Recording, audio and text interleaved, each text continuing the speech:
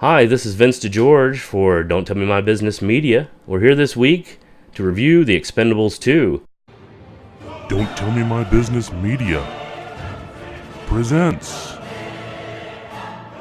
Vince, Chris, and John, the DTMMB media team, gives you all the latest reviews, discussions, and news for film, television, music, books, games, and more.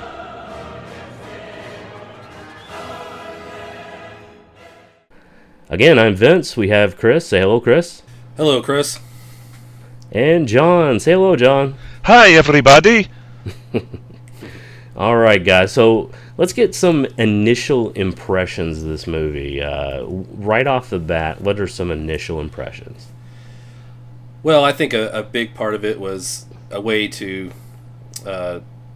insert about every cliche from any war/action film ever into it, with and to rehash about any famous one-liner that one of these actors has been rehashed in this movie at some point, and sometimes multiple times. And otherwise, I felt like it was like watching someone play a video game. I felt kind of the same way about the first one of these movies as well. No, I felt the same way. To me, it was almost like this is where action stars are going to go to die. It's almost like the elephant graveyard of action stars. There are a couple of exceptions in the movie, but for the most part, I think you're dead on. They try to hit every cliche that there is and catchphrase. John, do you have any other takeaways from the movie? This movie, it was like watching bikers flip off my grandma. It was uncomfortable and weird and threatening and just, oh boy.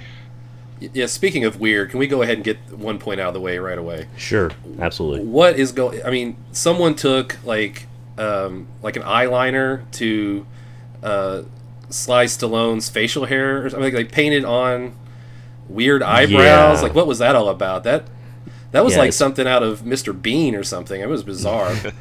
Yeah, especially his eyebrows. His eyebrows were so distracting. I couldn't tell if they were just finally manicured, or as you're saying, they were just drawn on. I think they were drawn. I mean, there was an artist credit for that, I think. Sylvester Stallone by Maybelline. There you go. Actually, 10% of the movie's budget went to the CGI that provided his eyebrows. Yeah, that bothered me throughout the entire film, and it got so weird at the end. Yeah, it was like watching somebody in drag. It really was. It was bizarre. Yeah, I have another drag reference that comes up a little bit later.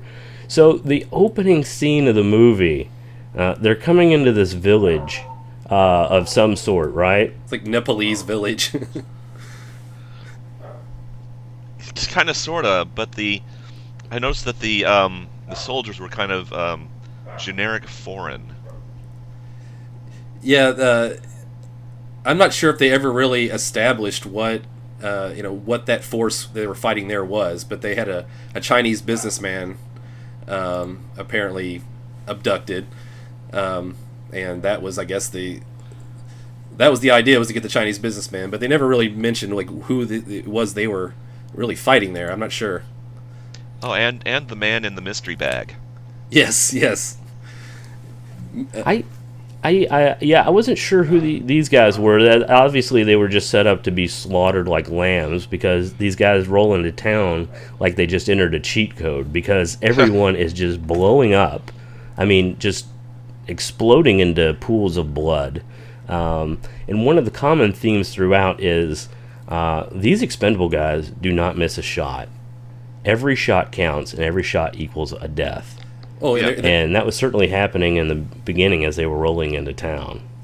Yeah, and what caliber of ammunition are they using? It's like, I mean, people It's are like exploding a 100 with every cal, shot. I Yeah. believe. It's a caliber that maybe is not in the real world. And life form seeking bullets.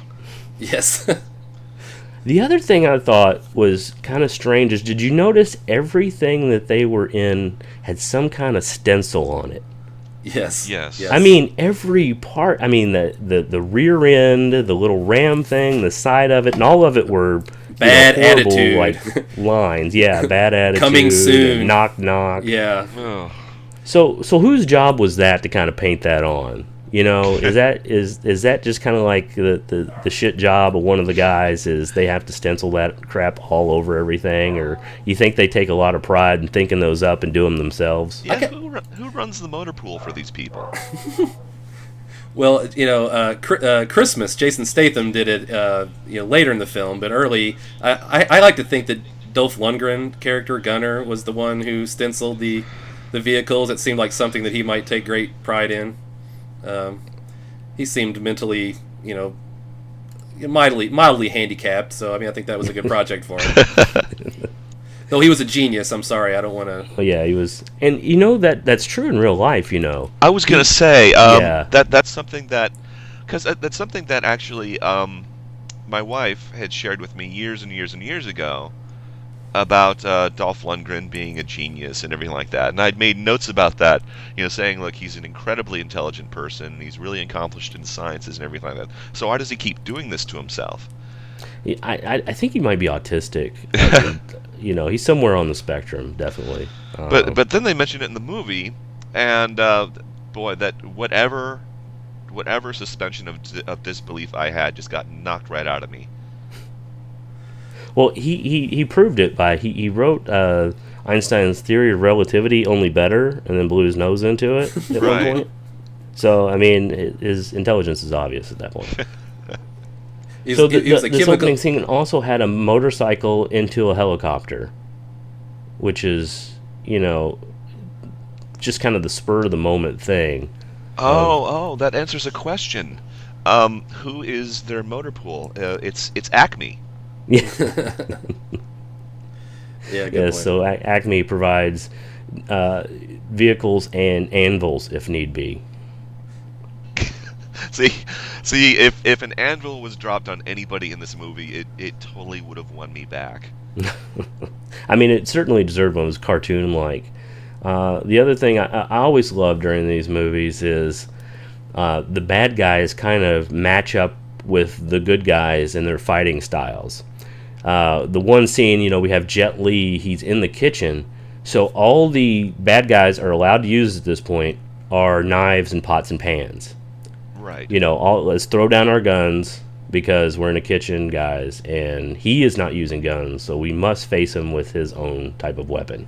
Playing to his Yes, strengths. exactly. Playing to his strengths. I like it. And Jet Li needed to make a big impression because he was only in the film for the opening scene, pretty much, right? Well, until he shows up in drag as Maggie. Oh, good point. Yeah. Yeah, good that's point. my other drag reference. That's the theory. So, in this scene, I like this opener because it kind of sets up a lot. Like Stallone's lucky ring. He's got to put on that lucky ring. Right. And then they slide down on, I guess, their telephone wires or power wires of some sort, which is very handy. And then just they're in a plane suddenly. Yeah. There's no transition at all. So they're in the plane. And then the plane is decorated as well. Yeah. Not only stencil, but Santa Claus on the front, which I can only imagine is Lee Christmas. It's kind of a, it must be his thing. He must be painting all this crap on it. That's not a bad theory. Santa on the gun as if Christmas is giving his gifts. Right. Or Santa's giving his gifts for Christmas. They even had some stupid line in there like, Santa's coming into town or something. I don't know what it was. Yeah, I didn't realize it exactly. was a holiday picture, but they established it early. So the cannon does come out of the front of the plane, and how often do you use something like that? Is that a common occurrence to be able to need? Oh, I guess for these guys certainly. Right. Anything phallic. Did you notice? They brought the jet skis in, but when they were pushing them out, they would cut to the plane, and the back of the plane was completely shut, and I don't know where they were pushing the jet skis out of. Yeah, Hollywood magic. Yeah, that was a little bit confusing, but they had to get that weight down. Those extra 800 pounds or so probably made a big difference. But see, at that point is when I lost my suspension of belief. No, it actually wasn't that point. It was the actually first thing that ever happened in the Here, movie at all. I gotta go back to something during the rescue, because this happens. Oh yeah, we talked very briefly about it. This happens so much in this movie. Um, Rescuing the governor, who barely has any scratches on him, even though he's been hit in the face with the butt of a gun. He's got a tiny little scratch. And then they say to Schwarzenegger, "Your ass is terminated." Yeah, your ass is terminated. Yeah, and that is just the very beginning of something that is going to happen all the time in this movie. Yes, Yeah, yes. that's a little foreshadowing there. Right, exactly. The entire movie. Also in the plane they had the climb cliche, the getting the weight out, and you weren't sure if they were going to make it, and by the angle they did not, but special effects got them through. And there's just that one moment where you just don't know if they're going to make it. Oh yes, they cleared the building. And they aimed specifically for by far the highest point of that wall. The rest of the area was low, and they could have easily cleared it. Well, there's no easy way for these guys. Go ahead, John. No, I'm just ugh. Well, I'm ready to get out of this scene, and so then they fly away, and one of the things that's shown during this movie is the range of this aircraft is just impossibly just long, because where did they fly to exactly? Because my guess is like they're in China, Indochina somewhere. They're in Nepal. Okay, Nepal. Yeah, and they're going to Florida. They like fly to the United States from there? Don't they say take me back to Florida or something? I'm like, I thought the same thing. I'm like that's on the exact opposite side of the globe. Yeah. But well, I mean, I guess they could have skipped some fueling scenes, but I doubt it could make it over either ocean, but I don't know.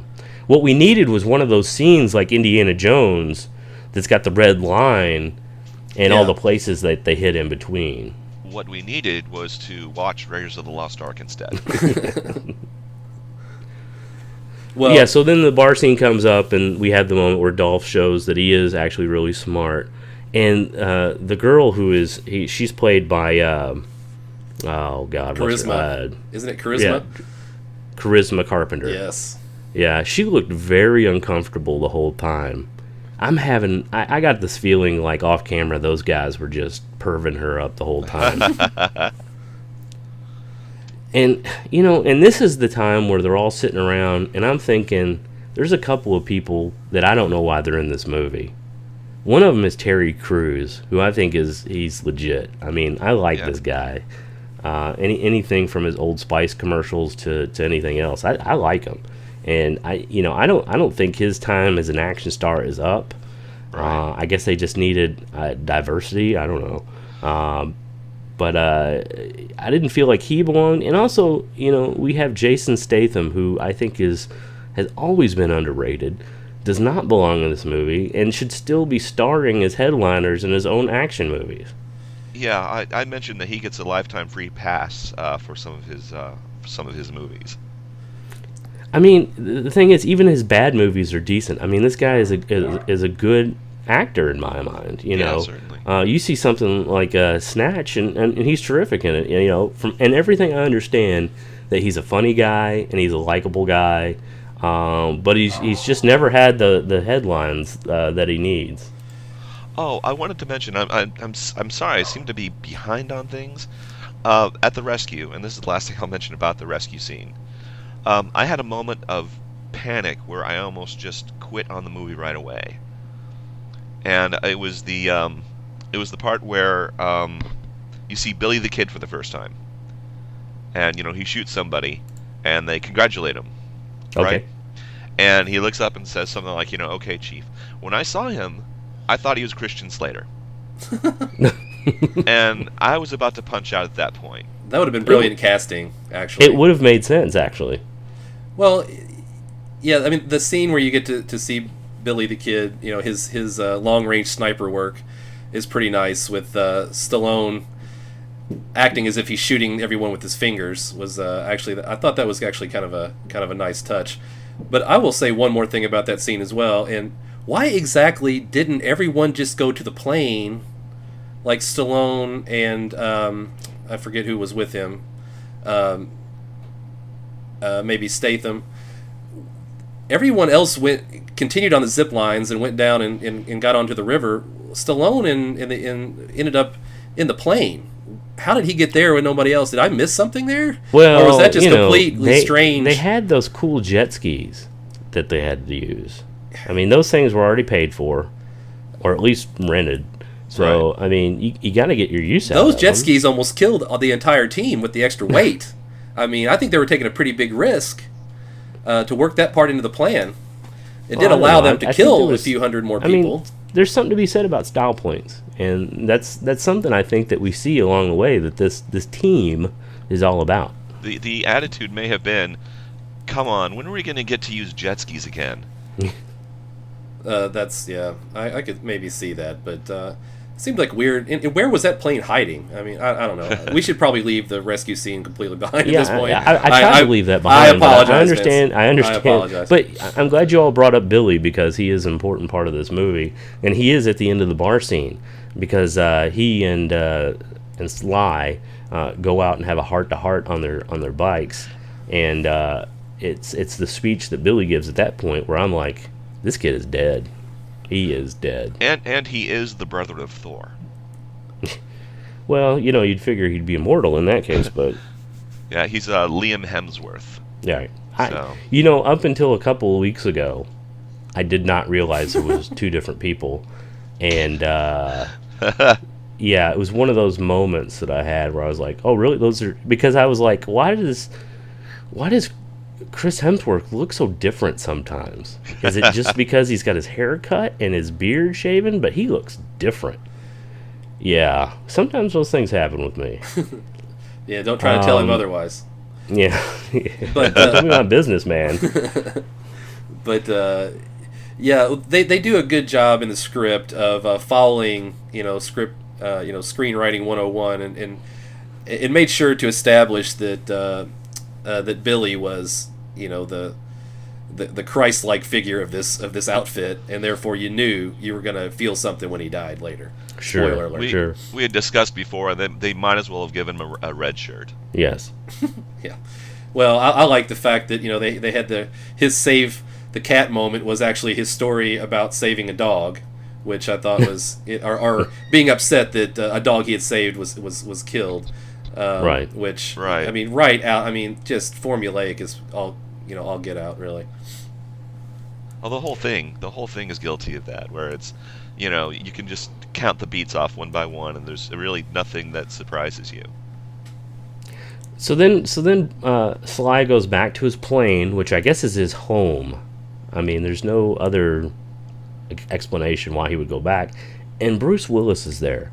Now, I guess it has to be his home. Otherwise, why would Bruce know to go there? And how long was he prepared to wait for him to come back? Right. I'll tell you this though. During the scenes when they're supposedly home and everything like that, I was extraordinarily relieved not to see Mickey Rourke. Oh yes. Yeah. The Mickey Rourke tattoo scene in the first film really made me kind of dread to watch this one, to be honest. One of the worst scenes ever. Mickey Rourke just freaks me out. I think he looks like Kim Basinger after a car wreck. So where exactly is home for these guys? I'm thinking it's Galveston, Texas. I waited for the credits. It's actually Albuquerque, New Mexico. Oddly enough. No, I'm just that hotbed of action. Keep that dog quiet. Actually, not Albuquerque. I think they just live in the plane. I mean, they have an endless fuel supply, and just wherever the wind current takes them. I mean, why not? See, and my theory was they live on Melbolge, the 7th level of hell. Actually, no, it's the 8th circle of hell. That was my guess. Interesting. So they're actually climbing out of hell when they're going on these missions. Pretty much. I believe that's a Nick Cage movie. Well, it explains why their plane flies so long. It runs on the souls of the damned. So So with this Bruce Will, I'm sorry. I'm really trying to make my own interesting movie here. I mean, you know, a team of killers, or I don't know what you'd call these guys, out of hell would be an interesting movie. Well, if you look at the the movie poster, it looks like they're coming out of hell. Actually, Oh, you know, you're right. it's very you're a absolutely very right. literal take on it there. I think we are witnessing the birth of a conspiracy theory. And there's a lot of skulls. You know, Stallone doesn't own anything without a skull in this movie. They make that I point. think we're kind of missing the whole thing is the people that are in hell watching this movie is us, right? Oh. Yes, yes. Shyamalan So- twist. Yeah, this is an M. Night movie. I didn't even realize that. So with Bruce Willis, we established that Sylvester Stallone hates women, right? Because he's like, is it a woman? Or, you know, it's a woman, and, you know, that usually comes along with the name Maggie, is what Bruce replies. He's a smart ass. And so we just kind of established that he is not cool with a woman being on this thing at all, which is pretty misogynistic and cliche. Yeah, well, Yeah. And I mean, and we also get introduced to, you know, what is the plot here, and that is the team needs to go recover a case from a plane crash site, right? And, Yeah. and Right. this woman, you know, is the expert in these types of situations, whatever that means. So yeah, Stallone is not at all happy about that, and but I have a feeling, you know, that the old guy might warm up to her, you know, before the movie's over. I got there's some chemistry there.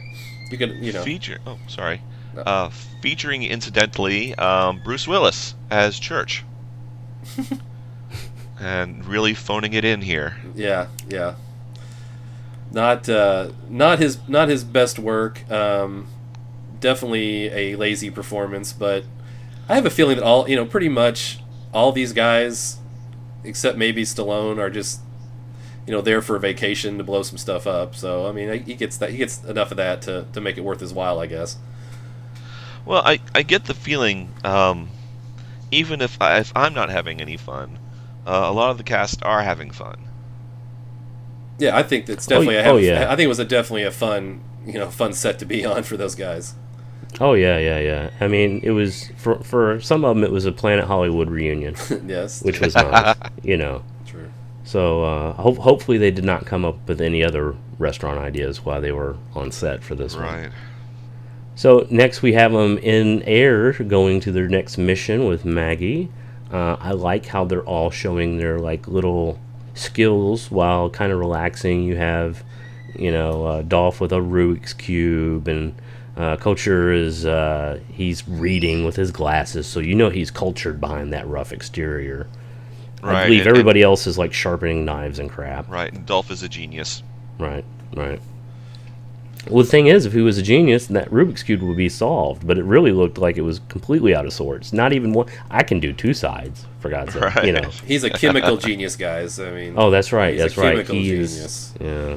The thing I liked about that scene was Terry Crews sharpening his razor blade, and playing His playing with it. his old timey razor Yeah. blade. Well, you get a lot closer shave with one of those, actually. Yeah. But that was a point where I saw that razor blade and I said, I want to see something really gruesome happen with that weapon before the end of the movie.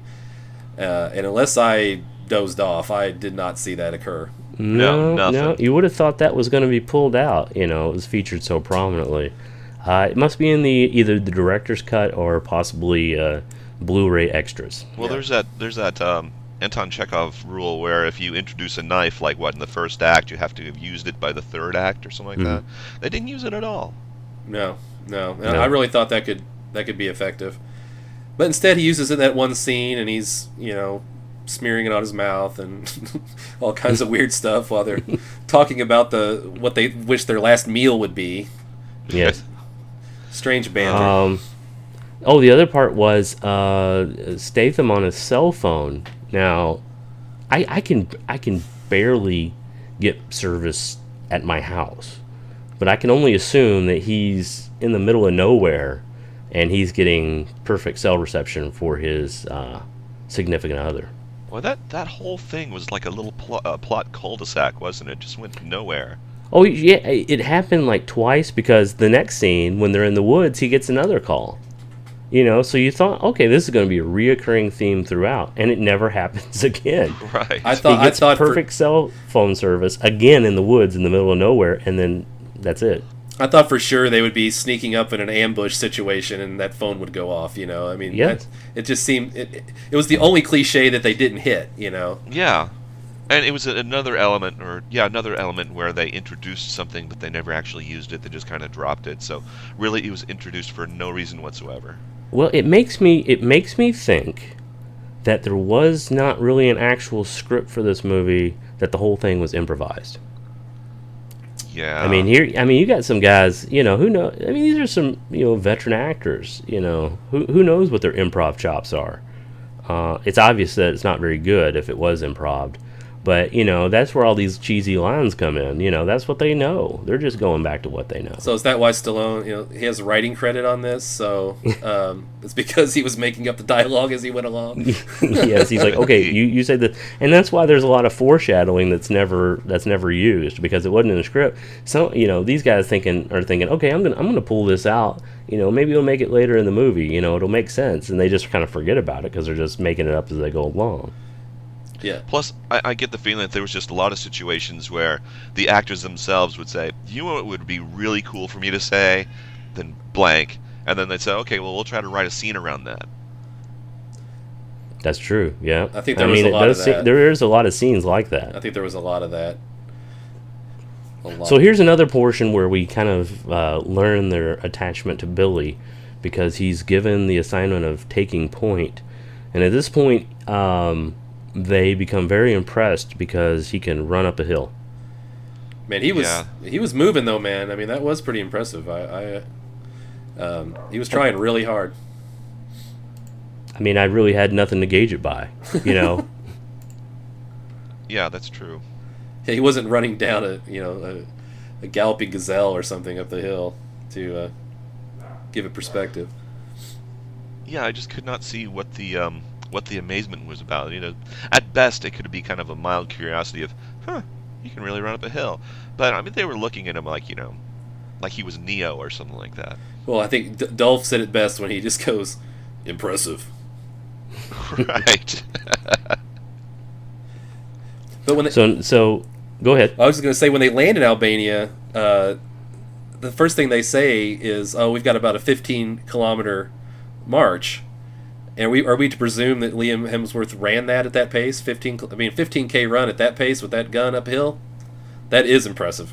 Well, yeah, maybe I didn't pick up on that it took them like 4 or 5 hours to catch up to him. Yeah, exactly.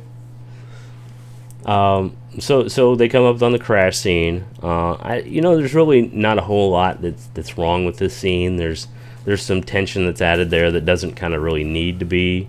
There's fog. I mean, yeah, there's fog, and they have to hold open those spring-loaded doors so she can get in there, even though it looked like there was plenty of things to kind of like jam those open with. I thought the same thing. I was going to say they're in wreckage.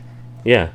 Yeah, anything can be used as a crowbar, you know, at that point. But instead, in Maggie Chan is she was extremely trusting to basically put half her body into that hatch, with those two guys basically saying, "Oh, we can't hold this. We can't hold this." Well, at what point do you just say, "Okay, guys, let's go find something. Let me wait"? She dives right in there, man. I mean, she dove in there faster than before she knew if they were going to be able to hold that door at all. Yeah, I mean, the movie would have been a lot different at that point if they had lost their grip. Yeah, definitely. Yeah. Well, all of a sudden it'd be like, ooh, things got real. Yeah. Someone on our team just died, which is, you know, kind of leading up to the next thing. It's maybe an emotional part of the movie that it's going to be hard to kind of go over again. Well, the big thing would have been somebody on our team died who we did not expect at all. Oh, right.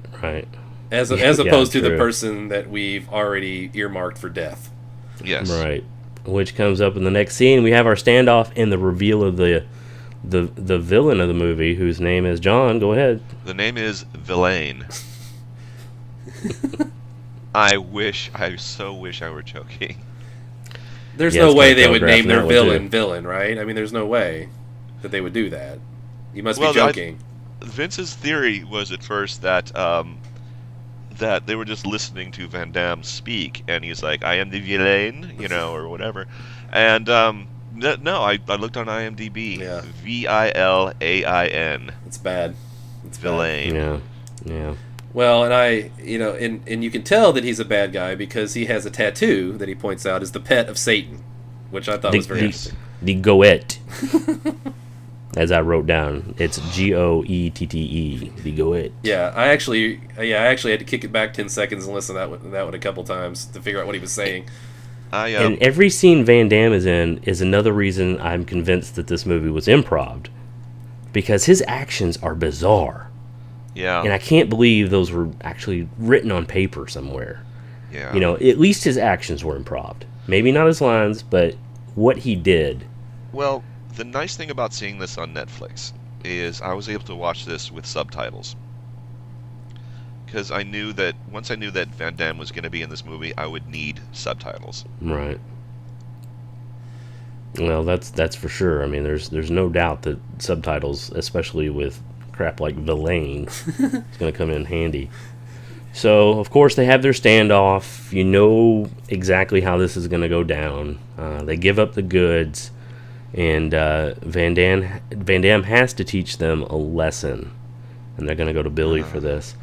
Now, he takes it by this kind of elaborate move. Yeah. And I thought it was elaborate, and John and I talked about this before. He hands his little henchman it's his lieutenant at this point. It's his number two. Number two. That's what I was number calling one or number two. Well, I guess he would be his number. His number one. But the number two. I was referring to him as number two throughout my notes for this movie because I don't know if they ever say his name. I referred to the movie as number two. Well, most of the time. That's true too. So he hands him the knife, and then Jean-Claude does his classic roundhouse kick into the knife, into the chest of Billy. Now, my question is, was this choreographed? When exactly was this choreographed? Did they kind of talk about this beforehand? Because if somebody hands me a knife, I'm going to be like, all right, what do you want me to do with it? Should I kill him? Should I cut his throat? What do you mean I'm going to kill him with a knife? What do you mean I got to use a knife? I can kick this man, That's what I'm thinking. Well, let's do both, guys. See, I was imagining Van Damme using a lot of organizational hours, bringing in his henchmen, and saying, okay, hold that knife over that straw dummy, and stay steady, and I will try to kick it. And just, weeks spent doing this. Yeah, lots of times perfecting it. And you know what? It makes sense, because those are probably valuable hours that should have been spent on the shooting range or ducking range. Because these guys are just killed at will by the Expendables. And that whole scene, the entire scene altogether, where the Expendables are facing Jean-Claude Van Damme for the first time, lasts forever.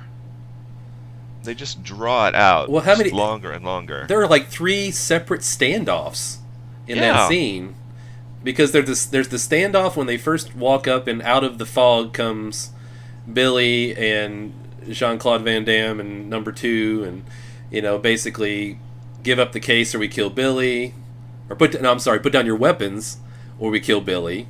Then there's the give us the case or we kill Billy. Then there's the hey Jason Statham, pick that up standoff as well. And this all takes, it's like a 15-minute scene. Yeah, it just takes forever. But it ran, once we have the death of Billy, then things become personal with Sly. Well, and it's kind of the driver for the rest of the movie. It is. It really shows that Billy is actually the least expendable. Really, if you think about it. Right. Do they call themselves Expendables, by the way? Is this what they call themselves? I mean, what does this team call themselves? I thought in the first movie that's what they called themselves. Did they? Okay. And then the second one, we're the Expendables 2. Well, something. Yeah, in this one they get referred to as like the Little Rascals and our gang and stuff. Now that would actually be kind of funny if that was the actual moniker. I didn't realize it was a Little Rascals reboot. So here's the thing: the whole confrontation, the entire time it lasts, and Billy gets stabbed by a kicked knife, and the bad guys get away temporarily, and all that kind of stuff. I thought, okay, this is happening around the halfway mark for the movie. No. There's still quite a lot of movie to go. Yeah, I don't know how long it was in the movie, but it wasn't very far. I think we're further into this podcast than it was in the movie. Yeah. Yeah, I would say that as well. It's pretty early. Yeah. First 20 minutes, for sure. Right. So then they find out what this is all about, and it's to blueprints for an old Russian mine during the Cold War where they have weapons-grade plutonium. And I'm thinking, why is blueprints on a computer on its... I mean, they could have put this thing on a thumb drive, right? Right. I mean, blueprints they're just going to be like PDFs or something, right? Or I don't know. I mean, when they pulled it out, I guess it was a full, had a display and everything. But it seemed like pretty elaborate, and I don't know. I mean, and when the thing is when they visit, they show Jean-Claude and they're going to this mine. I mean, it's pretty well dug out. I'm not sure exactly what are the blueprints for, because they've got everybody digging already. And like you had mentioned, this was kind of an intricate display and everything like that for the blueprints for the location of this plutonium, right? With such an intricate display, how did this exist before the fall of the Soviet Union? Right. It seems more recent technology. Right. Definitely. I mean, the coded case with the detonator on it, if you put the wrong code in, I mean, that was pretty advanced, I thought, for that era as well. Right. I don't know. But it was a pretty. It was definitely a Cold War era plane that had crashed that they got it out of. So it's kind of a mixture. Oh, fair enough. Yeah, but everything was kind of a mixture of really modern and really decrepit. So it's kind of hard to say throughout the entire movie. I mean, it seemed like that crashed awfully close to the mine too. I mean, was it going to the mine? That's what I assumed. I mean, are they just flying this thing around all the time? Why are they even bothering with it? Who else was going to use it? I don't know. Seems awfully strange. Yeah, I'm not sure. I mean, I took it to mean that Jean-Claude had already been digging the mine out with the help of his forced labor, and that plane was bringing the case to him to locate the plutonium within the mine, because it had that grid, and I don't know, the whole thing is very confusing, but not really. I mean, for this movie, I mean, you're not really supposed to think too much about it. Right. I mean, the plot is not the point of this movie. Like I said, it's like a video game. You just kind of go to the next board and see what it brings you. It's only set up for the action. I mean, everything is, there's no plot. It's just set up so action could happen. And in case it is a video game, it is totally on rails. And again, they go to so there's I noticed another thing too is they're traveling again in the next scene, and there's a lot of significant travel time in this movie. I mean, they're traveling a lot, and it's just something I noted. It's not a big deal, but I just they spend a lot of time kind of, and I guess that's why they're so close, because you spend some road time together. It's kind of and you get close. It's kind of a road movie, Right. I mean, that's kind of what it's about. Well, it's like you'd mentioned before, the Indiana Jones thing. But like any typical big, blockbuster movie like this, where it's all action, they're going to take any cliche like that and try to ratchet it up to like 11. So, where Indiana Jones was traveling from continent to continent over a space of time, they're just hitting everywhere all around the world. Yeah. So this is another point where I just happen to write in my notes, I love Statham. Why is he in this? I mean, he must have had a good line in there somewhere. I mean, I just like this guy. I mean, he's the only one that seems to be acting effortlessly in this movie. Everyone else is kind of struggling to act during this movie. That unless they're throwing out a one-liner, they're lost. And I just feel that Statham, he can hold his own. Yeah. And I also think that Statham is not a proud man. I don't mean that really in a negative way. It just means that if he can have fun with the role, he is going to have fun with the role. I mean, Crank, which is, if you just look at it, from a regular movie perspective, that movie is offensive and insane. but it is also incredibly fun. Both Crank 1 and 2. Yeah, exactly. Yeah. Crazy. Bonkers. Well, and I mean, he brought a lot. He just brings a lot of. He really is a good actor, and he just brings a lot of that to these crazy roles. Like Transporter movies were similar to that. Right. You know, and you're right. The Crank films are just completely over the top, but in a different way than kind of the over the top stuff in this. It's not the cliched stuff. It's stuff that you haven't necessarily seen before, and you're just like, whoa, this is just the stuff in this movie is just cliched, but taken up to level 11. Right. Exactly. Yeah, right. And Statham, if you look at those Crank movies, he's about the only one that could pull those off. I mean, the guy is just so energetic and all over the screen. Yeah, and charismatic. Yeah. Yeah, definitely. So they go into this village, and they're like, what is this place? And I think it's obviously a backlot. I believe the one at Disney. I think I've actually seen this backlot before. That could be. Yeah, so they pull in, and they they're in this. Everywhere they go, they manage to pull some blues songs out somehow. Whether it's over a old jukebox or there's one scene where it's just like blues is playing out of I don't even know out of anywhere. There's no source at all. Yeah, they're just kind of everywhere really. The ubiquitous blues. So then we have some scenes between Stallone and Maggie, and Stallone says some really kind of confusing things. Something about when it gets dark, it gets pitch black or something. It just none of it mattered. It was just garbage dialogue.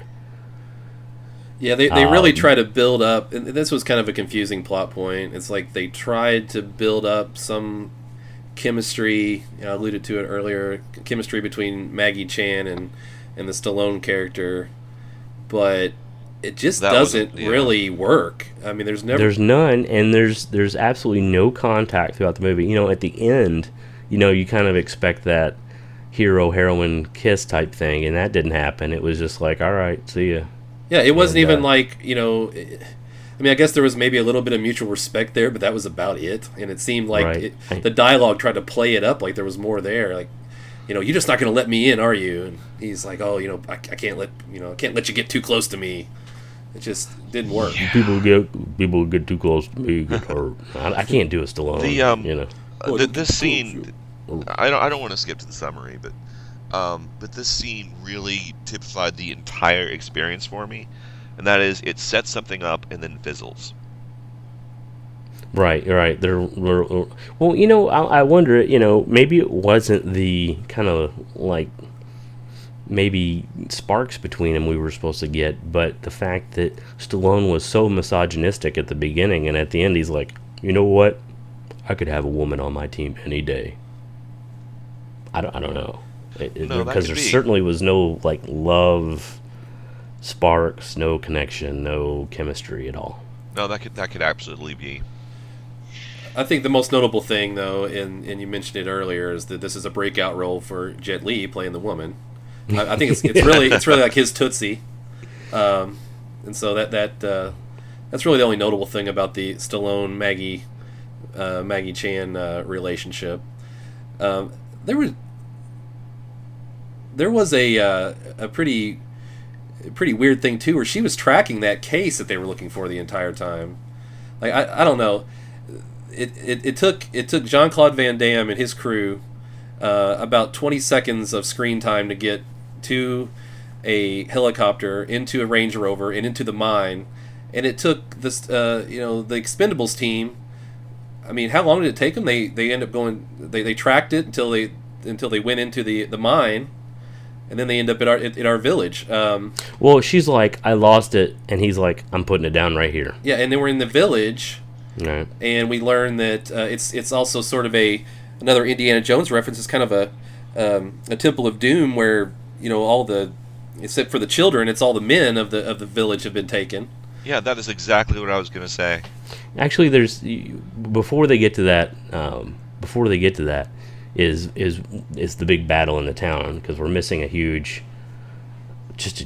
part of this movie that we cannot skip.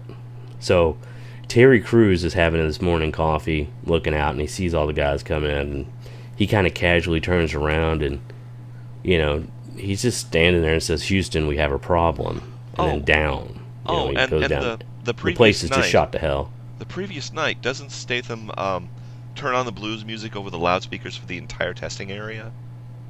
Oh yeah, something like that. Yeah, it's just like, okay, this is fantastic. You just call Well, when the in shooting everybody. starts, Little Richard comes on. Yeah. I don't know. I guess that's fighting music right there. Let's get us some Little Richard going. So, obviously they're way over. They're outgunned. They're overmanned, which is crazy because that doesn't seem to bother them throughout the rest of the movie. Except the bad guys do roll into town with a tank. And then suddenly, everybody gets shot up and the tank gets taken out.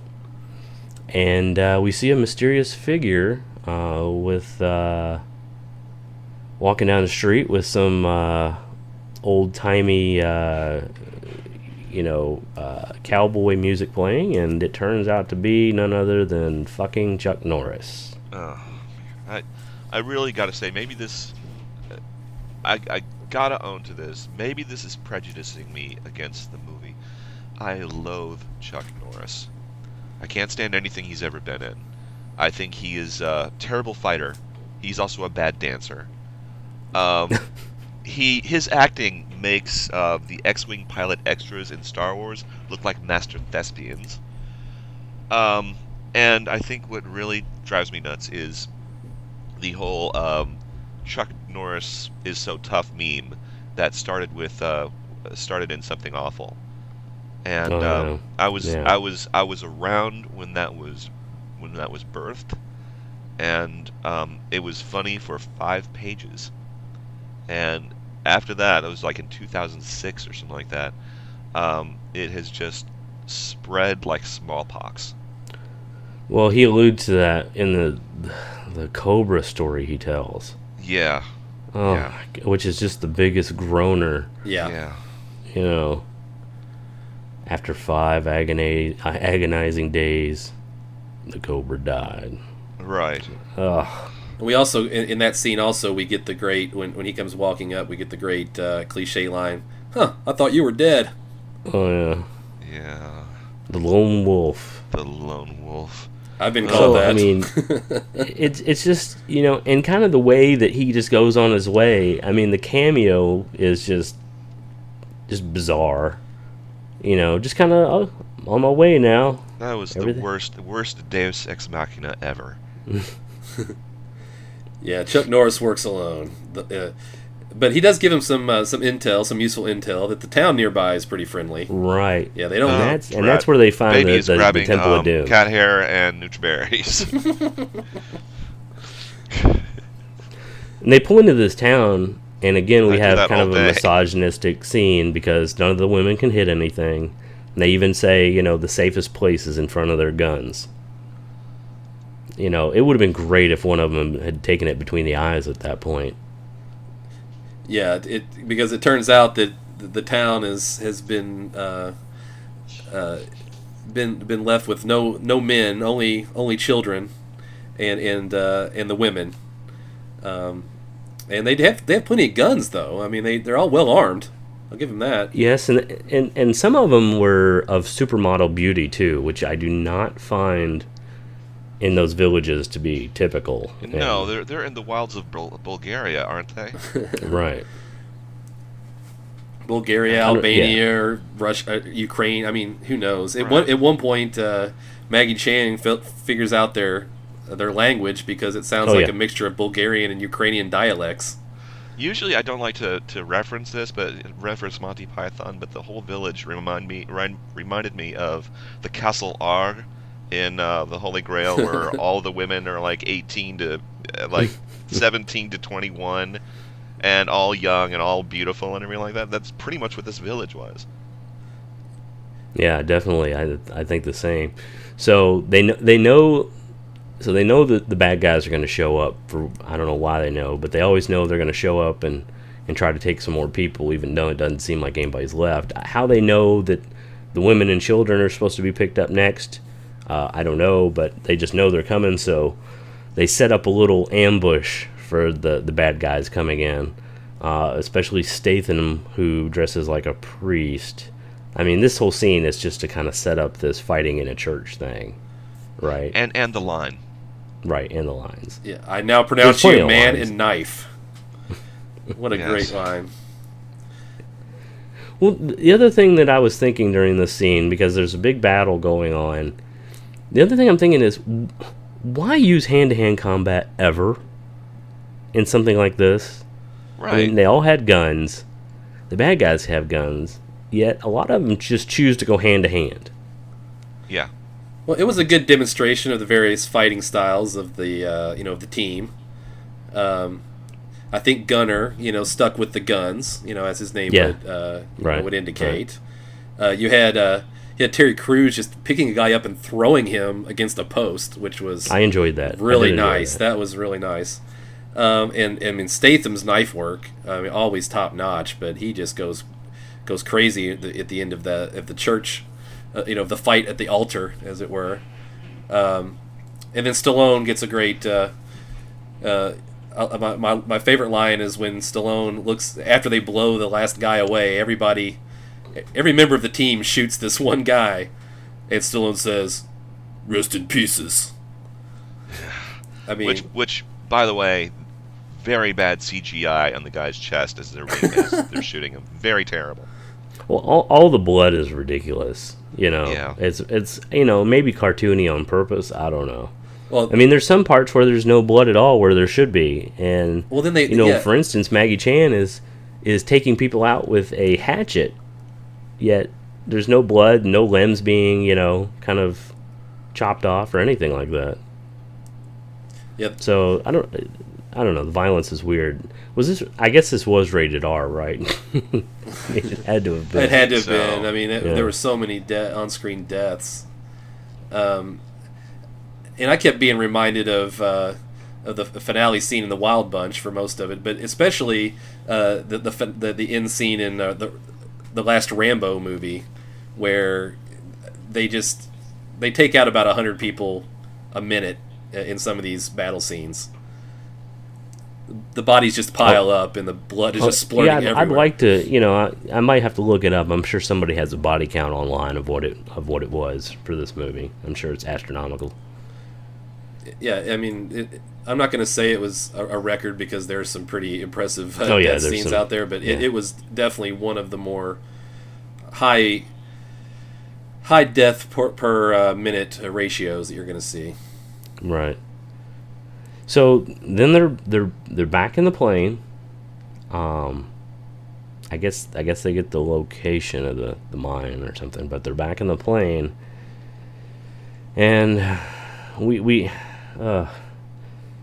see him pull out the cannon again, and they take out the guys guarding the bridge, and then Stallone has a great idea because he sees the opening of the cave. And basically Statham's like, you're not doing what I think you're doing. Right. And, Stallone's like, yeah. And Statham's just like, all right, let's go for it. And they crash the plane into the mine. How is this a good idea? At all? Right. I mean, pretty much, I would say in real life they're guaranteeing the death of everyone in the plane and likely in the mine. And you're getting rid of your escape route. Yeah, and your I mean, your that home. seemed, and your, I, and your, did, I did not think of that, Yeah, though. That I guess that would be a problem. But I was thinking that's probably the least of their problems. Yeah, and it's it's their home. I mean, they were just relocating, man. I mean, they're just gonna live there. This is our cave now. But yeah, So their plan is successful, though. I mean, they get in there, and everybody, the bad guys haul ass, including Van Damme, but they have a plan. Van Damme has a plan. He's going to bury them all in the mine, and they do that, and they don't really. So the mine collapses, and then there's a scene they're all sitting around, and there's just no time references in this movie. You can never tell how long it's taking things to go on. Right. Because the way they're acting, they've been in there for hours. But it couldn't have been that long. yeah. And then our man Gunner comes up with the idea of a bomb, which doesn't work. So that was kind of a wasted scene just to... Right, and I was thinking, you know what, if the bomb did work, then, hey, they're actually doing a callback to a previous scene, Yeah. and they're making it pay off. But no. Again, fizzle. another argument that this movie was improv. Gunnar, Dolph Lundgren came up with that line and this action to do this. However, since it wasn't in the script, it wasn't going to kind of work out. He came up with it, he did it, but everybody's like, no, we're not going to do that. We got a better idea. They'd already rented the drill truck. Yes. So did anybody kind of catch what else was ironic about the drill truck? the Batman movie that Arnold Schwarzenegger was in, didn't he drive a big drill in that? Well, actually, I didn't think of that, but he did the Mr. Freeze. Right, Mr. Freeze. Cool out. But that's not what I was thinking of. I was actually thinking of Total Recall. Oh. Where the same type of machine almost took him out. No, that's a good reference too. Well, yeah. Yeah. Arnold probably came. He, that probably came right from that idea came from Arnold. I would bet. Well, yeah. What I'm thinking is that Lundgren probably came up with his bit, but was overruled by Schwarzenegger because Schwarzenegger is gonna, right. He's gonna have more pull. I got this drill. More say so. We're going to use this drill. And then, I got a great idea. It happened in Total Recall, and you can do it here. So he gets to use the "I'm back" line, which yes. I'll be back. So he is back. Yeah, and my response in my notes was, "I hate you." Stay away. So they all get out there and they're after Van Damme. we have a slow mo, I believe, shot here. Classic slow mo of them all lining up with their guns, their various weapons. And then they start shooting at the trucks that are carrying the weapons-grade plutonium. Yeah. Am I wrong in thinking that might be a bad idea? Well, it's as good an idea as crashing a plane into a mine that, as far as you know, contains several tons. Yeah, I guess if we're... Yeah. I guess it's a little too late for subtlety and strategy at this point. What I'm thinking their group's slogan could be is "No impulse control." So then we have the airport scene. Well, you have to mention that Bruce Willis is back in the mix, right? So right. So we know that what we've been waiting for the entire movie. The gang's back together, right? So we've got just about everybody. Planet Hollywood is in full effect. Yeah. And they intercept Jean-Claude's convoy at the airport, and then which opens up, the classic airport gunfight. My note on this was leave no glass standing. Yeah. Similar to Die Hard. Well, Die Hard call. Yeah. What mystified me about this whole scene was, you have Van Damme and friends walking down the airport, and everybody else behind him is running. They're far in the back, and then you see these frosted glass panels. And the Expendables start shooting through the frosted glass panels at Van Damme and friends. And what I was wondering was, how could the Expendables see through this glass and know that they were shooting the right people at the right time? Because all they would be able to see is just kind of blobs. Were there any wrong people to shoot at? That's what I'm thinking. Their thinking was, if we just shoot everybody, we're good to go. Well, kill them all. God will know will know His own. First of all, they're behind glass, and we hate glass. Right. So fuck them. They're behind that glass. We're going to kill that glass and kill them. The other great thing about this scene is we have 3 great lines in a row. Oh, I know it. We have an "I'll be back." You've been back enough. You've been back enough. I'll be back. I'll be back. We have yippee-ki-yay. But... And then we have, what next? Rambo? But Arnold says yippee-ki-yay, not Bruce Willis. Right. And the reason is, in the filming, Bruce Willis refused to say it. And I guess he didn't want to, Yeah.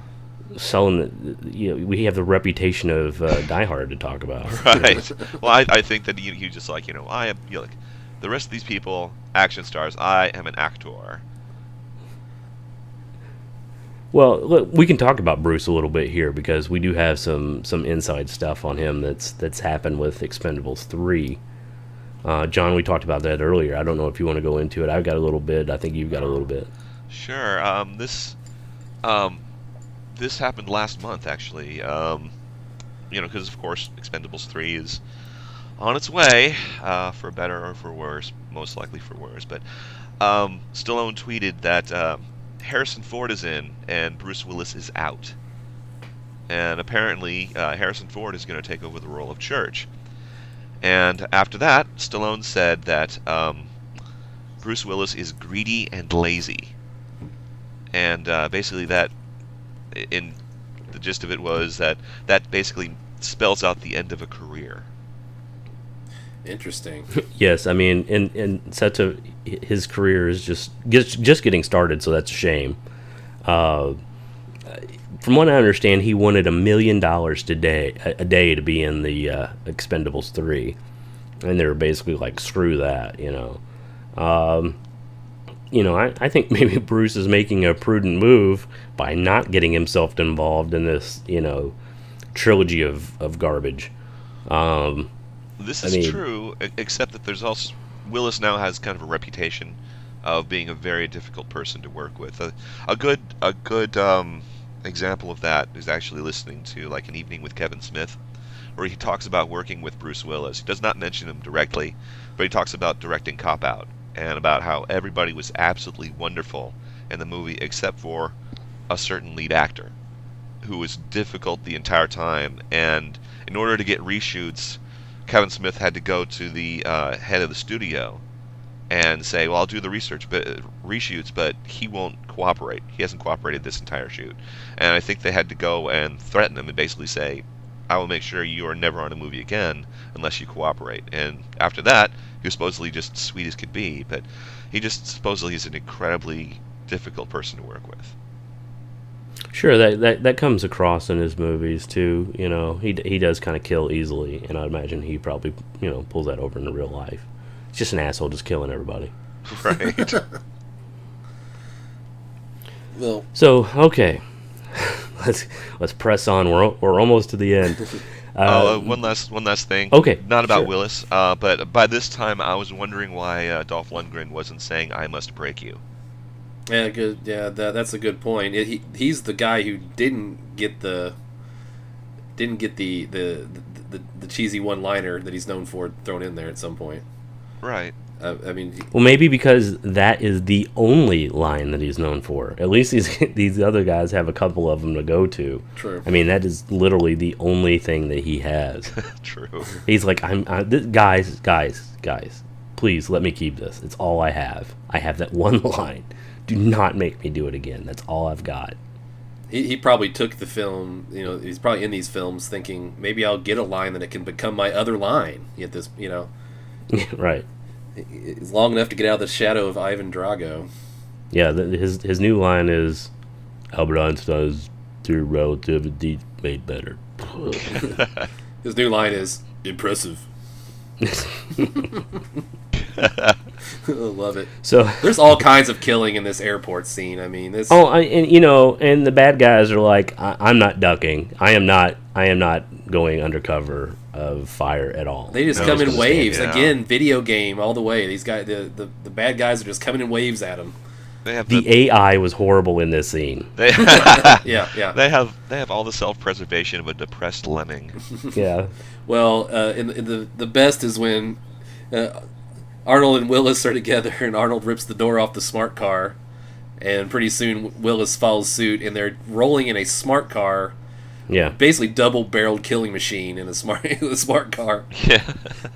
That was pretty epic. Actually, I kind of like that scene. I didn't have anything bad to say about it. I kind of liked it. No, I have to say, if you're going to watch any part of this movie, watch the airport scene. You really don't need to know the setup for it. I mean, the big bosses are, who they are, and it's just gratuitous, and everybody kind of gets involved in their own way. I mean, it is a good scene. no, everybody gets in it. Chuck Norris has a great scene where he kills a guy on an X-ray scanner at the security checkpoint in the Right. in the airport. Where I mean that was a pretty that scene made me smile a little bit at that point. I have to admit. Right, and the scanner starts beeping because there's suddenly metal inside of them. Yes. This carry-on has lead in it.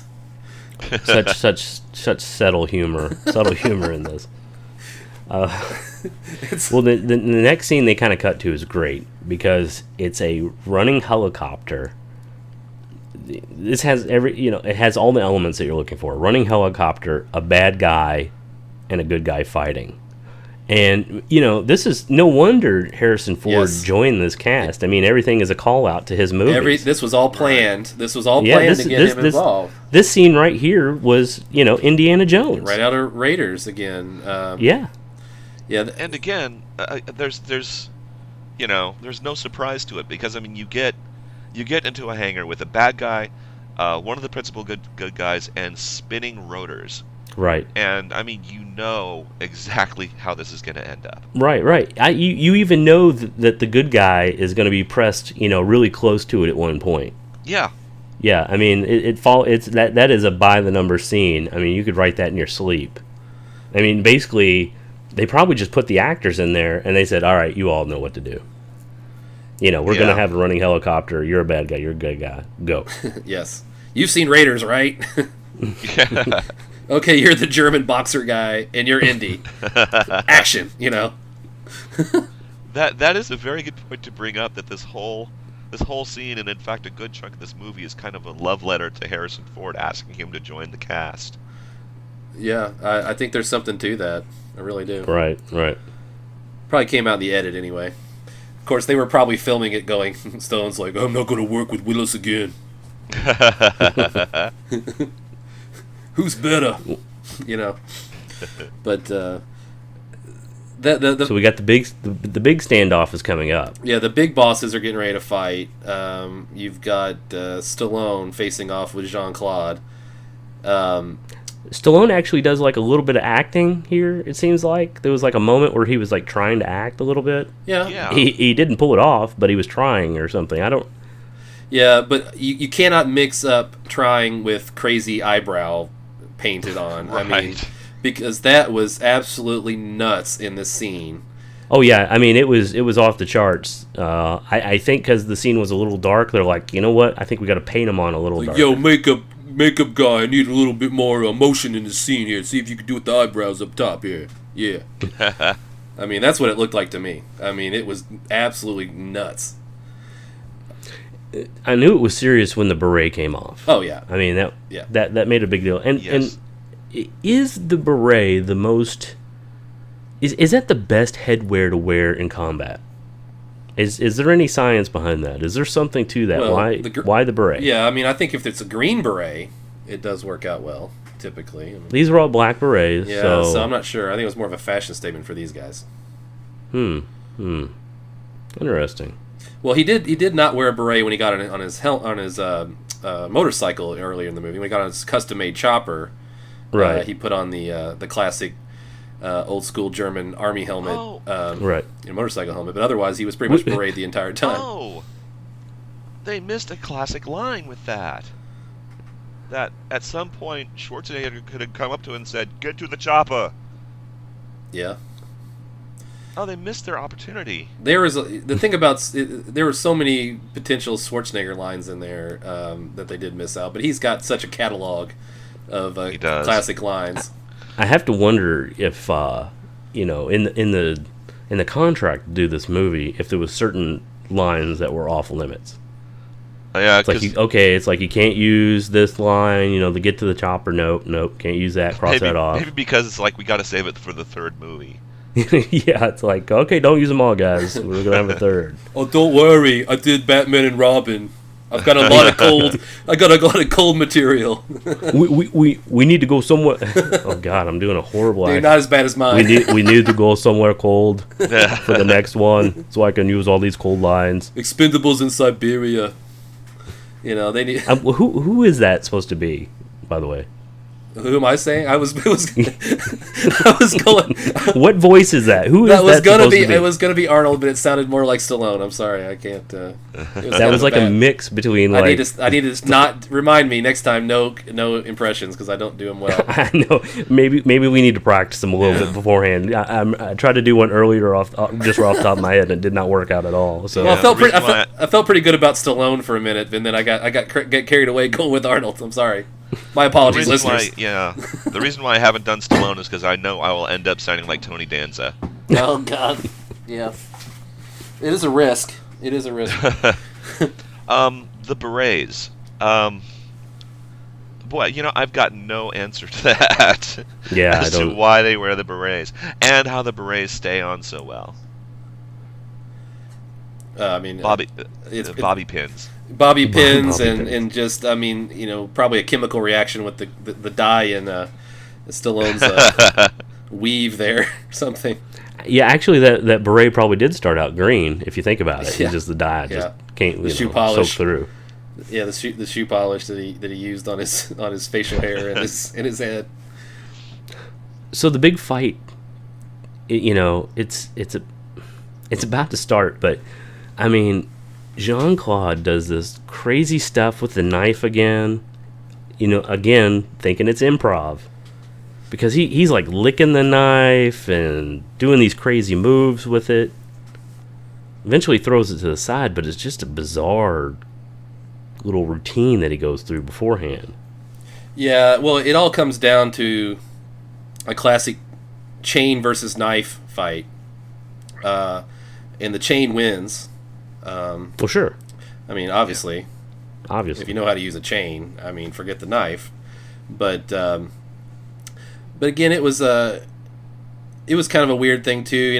It's like they tried to make sort of an elaborate move to finish Jean-Claude off, and it seemed like all this build up, all this death, and when the big bosses fight, they couldn't do a better scene than the propeller death.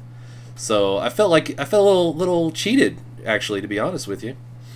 Well, I think Jean-Claude was like, listen, I can't go out like being chopped up or impaled or anything. So that was probably just, a little bit of respect to him. I thought during the fight, I was pretty impressed that he still had his kicks. I thought he was doing, I thought he was pulling off those roundhouses. Oh yeah. I mean, a stunt double. His physicality was fine, and I don't think it was a stunt guy doing it. I mean, it was definitely, unless it was somebody who could pull off his moves almost exactly, because it was the same stuff you saw in Bloodsport. Yeah, I can't fault him for what he physically did at all in this movie. So No. He still has the chops. I actually kind of liked his performance throughout. I mean, it was just bizarre enough that I liked it. I didn't really have a problem with Jean-Claude at all. I mean, he did what he does. He's always a little weird, especially when he plays a bad guy. He's always a little weird. Yeah, Right. he is, and it's odd that you mentioned this because this only just occurs that me too. I really did not have any problems with his performance at all, but I do think that the movie did not do as good a job portraying him as evil as his henchmen. His henchmen just seemed so much more evil and unhinged and murderous. Well, I mean, that is the job of a henchman. I mean, if you look at the job description, I mean, it's kind of his thing. If you're going to be the leader, you can't be just completely out there. Right. I mean, completely insane. You gotta be somewhat of a leader. I imagine there's times where you have to kind of sit down with your lower henchmen and just kind of go over things and, hey, here's the plan, and let's talk about your because eventually they got to get into HR stuff, talking about your medical, your dental. So when you're building your resume at Monster.com, right? And you want to be chief henchman. Well, actually, for henchmen, I believe it's Monster.net because Monster.com is for like legit jobs, and there's Monster.net, right. which is for like henchman jobs. Right. And yeah, I mean, it's kind of a different resume you got to put together, but I mean, you're still looking for those benefits at the end of the day, especially when you're pretty much guaranteed to get shot. You're gonna want good health treatment, right, and a cool way to die, and a cool way to die, propeller, and a cool outfit. Yeah, cool outfit. Extreme. Just kind of an extreme look with the beard. And that guy was really quick he was a really good henchman, a top-notch henchman, really, because as soon as Von Damme says, take care of these guys, he's killing. I mean, he kills immediately. There's no waiting around. There's no elaborate plan to it. He just straight up kills the workers whenever Von Damme says snap. I don't know. I noticed a little hesitation in the beginning where he's like kill them all. And the guy's like, really. But I think he's trying to think about the best for the company and how it's going to hit the bottom line at the end of the day, because obviously when you kill your workers, production is going to drop significantly. And there also may have been split-second strategic thinking, wondering how. How am I going to kill all these people at once without them panicking and running away, or deciding if there's more of them than us and they turn on us? That's a good point, yeah. But at the end of the day, Jean-Claude is thinking, I've got to cut cost. These workers are costing me a fortune every day, and it's probably just the best to kill them. It's probably more humane than letting them go at this point, because the job market is not so good in Bulgaria. Right. And especially in the middle of nowhere, even though they have hot wives. Right. They do have that going for them. Right. So, okay, I did say that, Van Damme didn't want to go out in a crazy way. However, I did think it was a little strange how Sly proved that he was dead. Yeah, the classic head in a bag move, which... Yeah. My favorite part of that was when Bruce Willis is like, nice touch. A little extreme, but nice touch. Yeah. Yeah, that is a little extreme. I don't, he wasn't Medusa. You're not going to have to take him up against the Kraken later. So I'm not so sure about that move. And didn't he had the girl do it, didn't he? Yes. Yes, yeah. Whoa. So that's how she proves herself. No wonder they bonded. These are sick people. Yeah, that's how she proves herself. Blood-soaked bag. Very nice. Yes. Very nice. There was a line in that fight between Stallone and Jean-Claude that I just have to bring up because I didn't really understand it, and maybe you guys could help me out here.